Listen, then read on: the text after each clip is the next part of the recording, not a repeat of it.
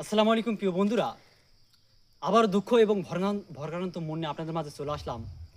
আপনারা হয়তো কেউ জানেন, আবার হয়তো কেউ জানেন না যে গত 18 এপ্রিল দুপুর 3 ঘটিকায় ফেসবুক কোম্পানি থেকে আমার এমডি রিপন নামে যে আমার রিয়েল আইডি ছিল, এই আইডিটি তারা ব্যান করে দিয়েছে।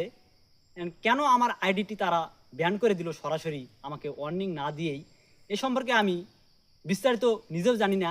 এই জন্য আপনাদেরকে বিস্তারিতভাবে আমি বলতেও পারতেছি না কী কারণে আমার আইডিটি ব্যান হয়ে গেল। শুধু আমার না, বিশেষ করে আমার এবং সোহান, নুন্নবী, তৌকিদ বা আশিকুর, আমার ফ্রেন্ড যেসব ছিল তাদেরও আইডি আমার সঙ্গে ব্যান হয়ে গেছে। এজন্য আমি দুঃখিত এবং লজ্জিত, কিছু কথা বলার ভাষা খুঁজে পাচ্ছি না। এই ব্যান্ড হয়ে যাওয়ার কারণে আইডি 3 দিন দিয়ে আমি ভিডিও নতুন নতুন সুন্দর সুন্দর ভিডিও আমি আপলোড করতে পারিনি। মন খারাপ এজন্য।